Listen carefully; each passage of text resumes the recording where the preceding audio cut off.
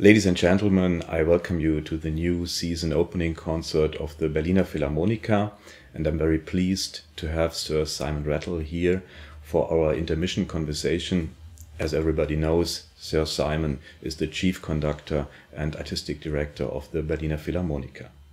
The orchestra has started a spectacular new project in January 2009, the Digital Concert Hall. This new way of broadcasting concert makes it possible for people all over the world to listen live to the concert of the Berliner Philharmoniker. Sir Simon, my impression is that conductors are searching for real art experience in the real world. Have you been skeptical when you first heard about the Digital Concert Hall project? No, not in the slightest, actually, because it seemed so obvious that this is the future.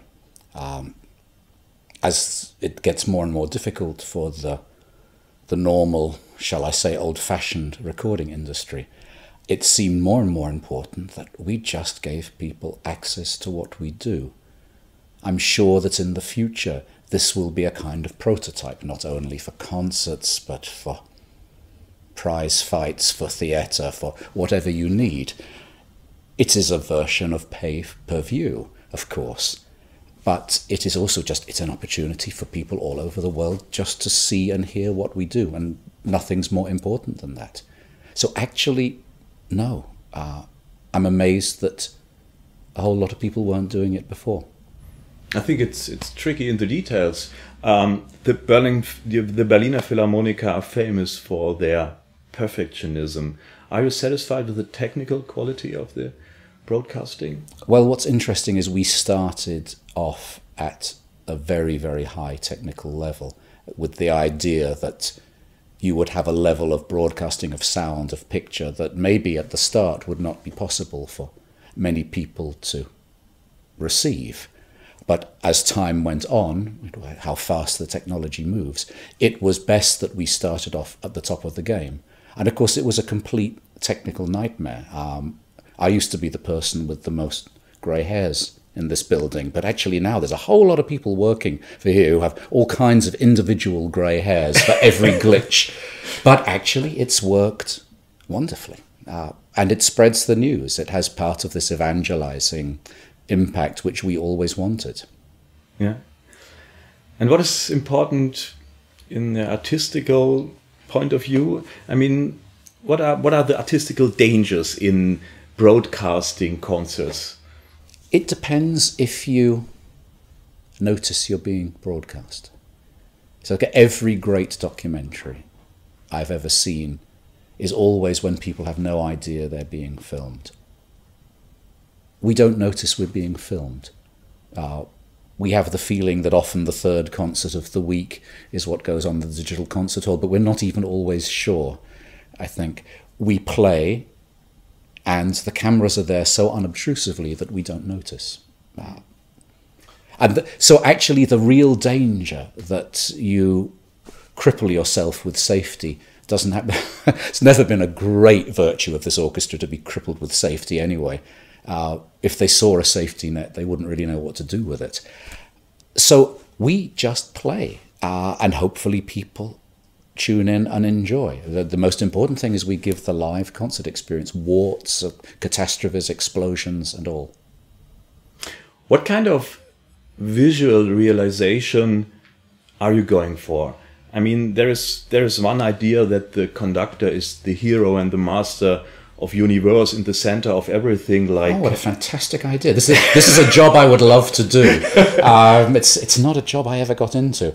Look, this is done very simply. It's done with 6 cameras.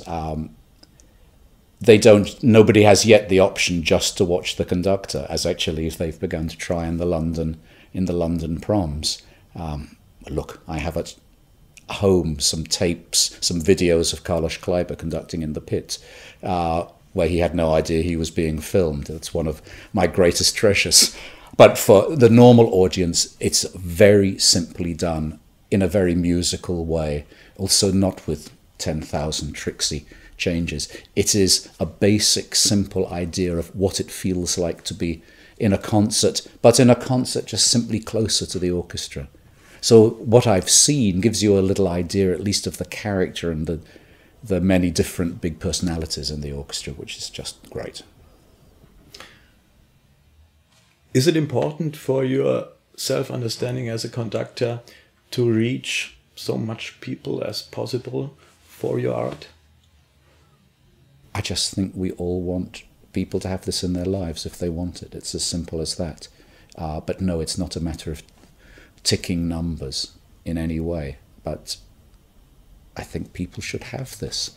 And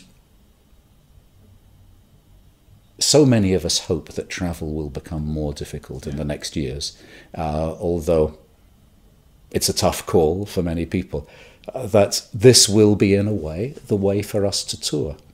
We will not be able to go around the world. I mean, the planet will not survive it. So people will come to us this way. This will be another type of touring. Do you think it will be possible that in a further future, this channel will be the main channel you reach your audience? Oh, I think like lots of things in life, the sensual pleasure of actually being there with the people is also very, very important. But if you can't actually be here, then this is the next step. Simple as that. I remember one of your predecessors here at the stand on the Berliner Philharmoniker, Sergio Celibidache, who called the CDs sounding pancakes and believed that music only is true and present if it is presented live in front of a non-virtual audience. Do you think he was wrong? No, I don't think he was wrong. And I think the truth is, I mean, relationships are better between two people who are in the same room. Virtual relationships are a different thing, of course. And of course he's right. But I have to say, we're all incredibly grateful to have all these recordings of Celibidache that you would have hated us to have. I wouldn't be without a whole lot of these recordings. And short of being there, this is the next best thing. This is an information age. Everybody will expect to have all their arts and culture coming into their house as they do electricity and water. And I don't know why we think of it as any different. I mean, what I hope is that people will still be able to concentrate on it, that it's not just another amenity. And that's one of the reasons also why we wanted to do it relatively simply, just so people can concentrate on what it is. But I'm damned if I'm going to not allow people to experience this. I think it's too important. And then we have on the other side Herbert von Karajan. Did he overestimate the importance of music combined with technique? It's of a very particular time, I must say. I mean, the films which were choreographed, this was, again, it was a very particular type of aesthetic. Some things date faster than others. I enjoy what I can see of Karajan in a simpler way, in a more direct way, and one can actually see what he was doing. I know when I was first coming to the orchestra were making these films, and there were a number of people sitting, playing, miming to the music of their dead colleagues, because often the recordings were made many years earlier. And they said this was a very strange experience, but it was a particular aesthetic. So it goes. I like seeing the real Karajan, where he actually really had to work. Yeah. So there have been times where orchestra could make a lot of money with CDs, but everybody knows these times are gone. And is the digital concert hall, as you mentioned, an effort to find a new possibility of making real money in the post-CD area? I think the answer is you have to be joking. Who knows if in 50 or 100 years this will be another income stream? I don't know. Nobody goes into that thinking that. I mean, in a way, we've gone out on a limb and we say, if at some time we make some of our money back, this would be wonderful. But at the moment, the idea is really information. Give people the music, give them a chance also to go back over the archive. I don't know, over the years, we'll build up more and more of an archive, and it should be available to all music students. It should be available in so many places, and that's the important thing. To my amazement and everybody else's amazement, in a way, this has been done actually in a very idealistic way. Mm. Is it possible to do this digital concert hall at the moment without sponsoring?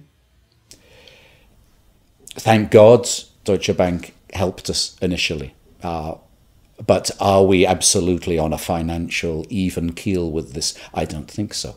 It will take time. And if you take risks, there's also the chance that they fail. But I don't think this one will fail, because I think it's too important, and in a way it's too obvious. People should be able to dial up the Berlin Philharmonic concerts when they want, where they want. Where do the Berliner Philharmoniker belong? To the city here in Berlin, which is their home and their source of finance, or to the world?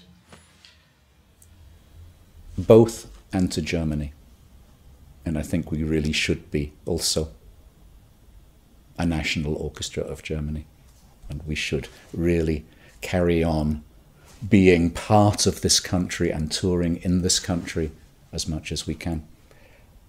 I think we should belong everywhere, but actually our heart is here. Let us talk a little bit about the program of the concert. That's not very German. Britain, Kaya Sayaho, a contemporary piece, and Hector Berlioz. Even more contemporary piece. Yeah. What is the idea behind this program? Are there any inner relationships between the pieces? Look, this is it's very un-Deutsch, naturally. And there is an element of also showing what an orchestra can do. And of course, between the coloristic worlds of Berlioz and of Kaya Saariaho, there's actually a great deal of contact in there,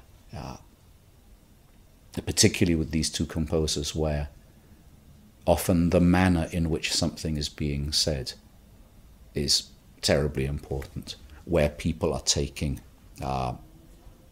from literature, from art, from indeed cinema in Saariaho's case, because La Terna Magica is really a homage to Bergman and this wonderful autobiography where he talks about finding a magic lantern the first time and working it by hand, and this being his entrance to the world, to the world of light and the world of cinema. Mm-hmm. And this, she's used in a way also where you have extremely static music and also music that moves very, very fast, in the way that this can speed up and go down. It gave her many thoughts about what motion is, and also from his words, his wonderful, eloquent descriptions of a light. What does light mean? What are the different emotions that light can give you, that he worked with his wonderful cinematographer. And of course, Berlioz is another person who takes in these extremes, who takes his inspiration from everywhere, and who is really utterly out of the central Austro-Germanic tradition. Very, very much to do with texture, with light, with feeling. Yeah. Sometimes even the manner, how do I put it? The manner in which it's said is sometimes more important even than the message. It's the exact opposite to Germanic art in that way. But it's very much another line through music. Yeah. For my opinion, you can hear in Kaya Sayaho's way of composing French roots. Of She's course. very influenced by the She lives, spectralists and yeah, and she lives in Paris. But it's also to do with a kind of sensuality and pleasure in the sheer sound and the sheer welling up of the sound, which has an extraordinary link to Bergman's sheer pleasure in the different types of light that he could do. But it's interesting because all three of these composers in their different ways are immensely disciplined. There was always this myth that Berlioz was a kind of unruly genius, but in fact, im Gegenteil, absolutely so much fine control. He knows exactly what he is doing at every moment. And still, I mean, it won't be that long before it's 200 years of the Symphonie Fantastique. The March to the Scaffold was written while Beethoven was still alive in 1825. It's still a shock, and it still should be a shock. As you conducted the Berlioz Symphonie Fantastique here in Berlin in May 2008, there was a fire on the roof. Yeah. Well, in fact, it's also one of the reasons we wanted to do this, actually, was because we felt, we want to play this piece here. Because it was wonderful we could play in the Tempelhof airport, but it was more it was an adventure as opposed to a musical adventure, I would say, on that occasion. Let us give a short outlook on the upcoming season. What composers are in the focus next season? Well, there are various focuses. We more and more find ourselves moving in kind of little festivals. And so in February, for instance, we will do all of the Sibelius symphonies with all of the Beethoven piano concertos with Mitsuko Uchida. There's a line that goes through also of Brahms and Schoenberg. Schoenberg, who had always wanted to be Brahms and considered Brahms the most modern of the 19th century composers, and himself the most reluctant revolutionary. And there's also a line of Hungarian music from Haydn, which is only slightly cheating, through Liszt, and particularly through to Kortag and Ligeti and Bartók. So a lot of lines to follow within the year. A lot of new pieces for the orchestra also.